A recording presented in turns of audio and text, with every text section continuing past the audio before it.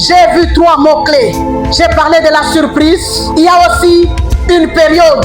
Une période, c'est quoi? Une période, on peut dire un temps, on peut dire un moment, on peut dire une saison. Bien-aimé dans le Seigneur, le Jésus que je suis venu t'annoncer, il est celui, le calendrier de Dieu n'est pas composé de dates, n'est pas composé de semaines, ni de mois.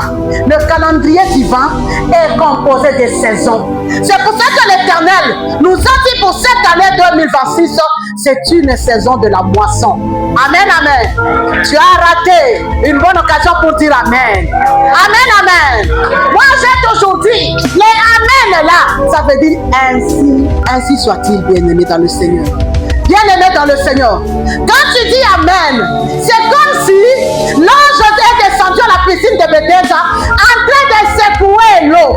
Bien-aimé, c'était les gens qui étaient rapides, qui se plongeaient dans l'eau et qui recevaient leur guérison. Bien-aimé, quand tu dis amen, c'est comme si tu es en train de sceller cette parole. Tu dis cette parole est adressée à moi. Amen, amen. Bien-aimé dans le Seigneur, la saison, c'est une période de la moisson. C'est une période que tout le monde aime. Qui n'aime pas moissonner? Qui n'aime pas récolter?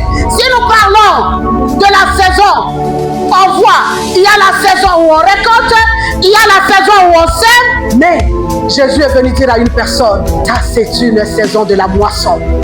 Bien-aimé dans le Seigneur, quels que soient les problèmes qui te font pleurer, Jésus est venu te dire, c'est une période de la moisson. Sans plus tarder, bien-aimé dans le Seigneur, je pense que nous avons compris d'abord les 3 mots-clés qui étaient dans notre thème. Tu auras une surprise agréable. Que le diable le veuille ou pas, tu auras une surprise agréable. Nous allons lire cela dans Genèse 30, dans Genèse 30, 14. Amen, amen. Est-ce que nous avons nos Bibles? Genèse 30, 14. La Bible nous dit ceci. Ruben sortit à l'époque de la moisson. Ruben n'était pas sorti à n'importe quelle époque. La Bible nous précise, Ruben est sorti à l'époque de la moisson. Mais cette époque, toi et moi, nous sommes venus dans sa présence. On a beaucoup de choses à faire. Mais on s'est dit, pour cette année 2026, on doit se faire violence. On laisse d'abord le tout, on va chercher le Seigneur. Bien-aimé dans le Seigneur, il a dit que vous ne chercherez pas en vain. Bien-aimé dans le Seigneur, je continue avec la lecture. Ruben est sorti à l'époque de la moisson des blés et trouva des mandragores dans les champs. Il les apporta à sa mère Léa. Rachel dit alors à Léa, donne-moi, je t'en prie, des mandragores de ton fils. Amen, amen. Notre thème de ce soir, dans Genèse 30, à partir du verset 14. Là, la Bible nous relate l'histoire de Ruben. Ruben qui était sorti à la période de la moisson. Ruben est parti dans son champ. Quand il arriva dans son champ, la Bible précise, c'était son champ, le champ de blé. Là où il avait défriché le champ, là où il avait cultivé, et il avait semé le blé. Amen, amen. Parce que ma Bible n'a pas précisé, il y avait l'haricot, il y avait le maïs. La Bible a précisé que c'était un champ de blé. Amen, amen. C'était le champ de blé. Lui, il est parti à la période de la moisson. Là où les blés sont arrivés à la maturation. Bien-aimé dans le Seigneur, la Bible précise, quand il est arrivé dans son champ, au lieu de trouver que les blés, il a trouvé aussi les mandragores. Amen, amen. Ça, c'est une surprise agréable. Il avait semé les blés, mais il a trouvé aussi les mandragores. Peut-être que tu te poses des questions. Qu'est-ce que c'est encore les mandragores? Qu'est-ce que maman est en train de nous dire? Les mandragores, c'est quoi? Amen, amen. Quand j'ai essayé de chercher sur Internet mandragore, c'est une plante qui contient beaucoup de vertus. Amen, amen. Une plante qui contient beaucoup de vertus. Donc c'est quelque chose de bien. Il a trouvé une surprise agréable. C'est pour cela que le Seigneur m'a envoyé ce soir de dire à une personne, pas à 2 personnes, tu auras une surprise agréable. Dans cette année 2026, tu auras une surprise agréable. Ruben est sorti. Au lieu de récolter que des de blé, il a trouvé aussi des mandragores. Bien-aimé dans le Seigneur, la Bible nous dit, il a pris ce mandragore, il l'a mené vers sa mère Léa. Tellement que c'était une chose précieuse. C'était une chose convoitée par beaucoup de gens. C'est que le Seigneur, je vais dire à une personne, c'est que le Seigneur fera dans ta vie pour cette année. Ça sera une chose précieuse, une chose qui sera convoitée par beaucoup de gens. Parce que tu as choisi la bonne part cet après-midi. Ruben donna ça à sa mère. Et Rachel, quand elle a vu ça, Rachel est allée vers Léa, sa soeur. Peux-tu me donner le mandragore de ton fils? En échange d'une nuit. Bien-aimé dans le Seigneur, le mandragore c'était une chose précieuse. C'est pour cela, avant que nous puissions avancer, bien-aimé dans le Seigneur, je vais parler dans 3 volets ce soir. Le premier point, je vais d'abord nous demander de mettre Jésus au centre de notre vie. Parce qu'il y a d'autres personnes, bien-aimées dans le Seigneur. Tu as la bénédiction, tu as moissonné le mandragore, tu as oublié même l'essentiel. Tu as oublié que c'est Jésus qui m'a fait cette surprise agréable. Bien-aimé dans le Seigneur, c'est pour cela que je suis venu nous demander de mettre Jésus-Christ au centre de notre vie. Quel que soit le niveau de l'élévation, quel que soit le niveau de l'onction, quel que soit le niveau de la bénédiction, que nous puissions garder Jésus au centre. Que Jésus soit au centre de notre vie, bien-aimée. C'est ça le premier point. Parce que le Seigneur, il nous a fait cette promesse. C'est lui qui nous a fait cette promesse, ce n'est pas un homme. Il a dit car vous allez témoigner la fidélité dans la cellule de l'espérance. Certes, nous allons témoigner la fidélité de Dieu. Bien-aimé, est-ce que nous allons encore rester à ses pieds? C'est pour cela que le Seigneur veut que nous puissions parler sous les fondements. J'aime beaucoup la chanson de notre frère Lifoko. La petite fleur qui parlait. La petite fleur qui lui a procuré beaucoup de biens, des minéraux. Mais la personne a oublié l'essentiel. Il a oublié la petite fleur. La petite fleur, c'est Jésus. Quel que soit le niveau de l'élévation, bien-aimé, n'oublions pas l'essentiel. Nous n'allons pas oublier l'essentiel, bien-aimé dans le Seigneur. Bien-aimé dans le Seigneur, pour avoir cette surprise agréable, nous avons la fondation qui est Jésus-Christ de Nazareth.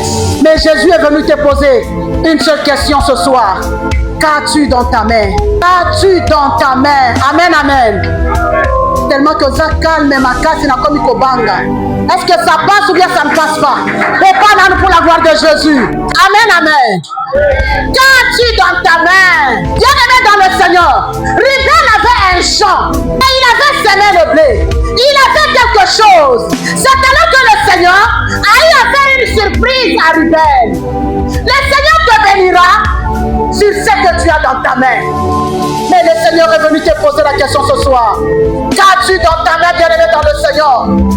Toi qui attends la surprise agréable, qu'est-ce que tu as afin que le Seigneur vienne dans ce que tu as pour te bénir?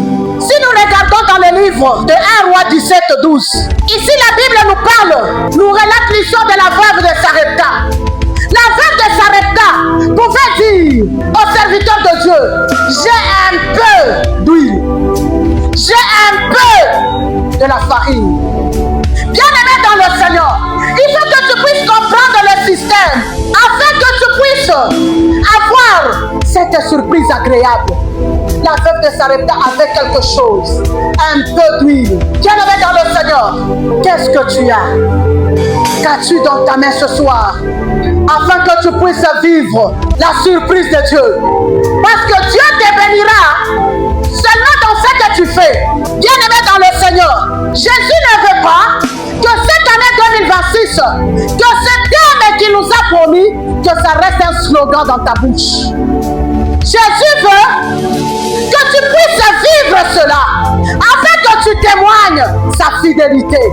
C'est pour cela que nous sommes au mois de janvier. Le mois de janvier, moi je dis que le mois de janvier, c'est le mois où nous venons placer cette fondation solide.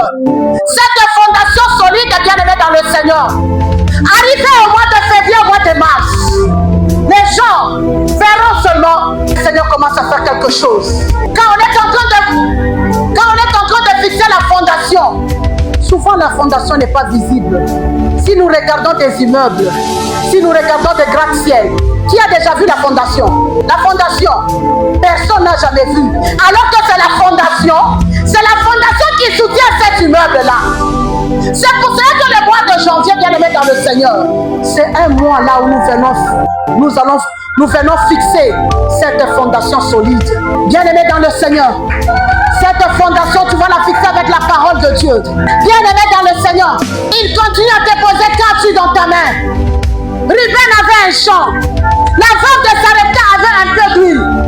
Bien aimé dans le Seigneur, si je regarde encore dans la Bible, dans le livre de 2 Rois 4:1, là-bas la Bible nous relate l'histoire de cette femme qui avait perdu son mari. Son mari qui avait laissé beaucoup de dettes. Le créancier est venu. Il voulait prendre ses 2 fils, les rendre les esclaves.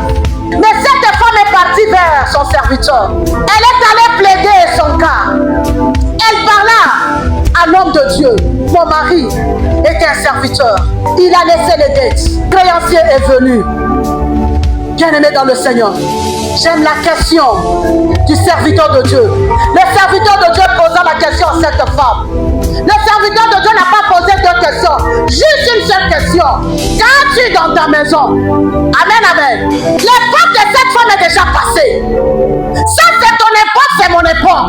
Jésus est venu te poser la question. Qu'as-tu dans ta main? Cette femme a répondu à son serviteur. J'ai un peu d'huile. Bien-aimé dans le Seigneur, pour vivre la surprise agréable de Jésus, tu dois avoir quelque chose. Tu dois avoir quelque chose. Cette femme avait un peu d'huile. Bien-aimé dans le Seigneur, peut-être tu es en train de te dire en toi-même, moi je n'ai pas cette huile-là. Moi je n'ai pas ça. Bien-aimé dans le Seigneur, là je vais me joindre à l'idée de mon mari qui parle toujours du capital humain. Dans chacun de nous, dans chacune de nous, il y a une potentialité. Tu as toujours quelque chose, bien-aimé. Ne dis pas que je n'ai rien. Bien-aimé, tu as toujours quelque chose à donner. Tu as toujours quelque chose en toi. Quand le Seigneur t'a envoyé sur la terre, il t'a envoyé avec une mission. Il t'a équipé. Bien-aimé, cette femme n'avait qu'un peu d'huile. Bien-aimé,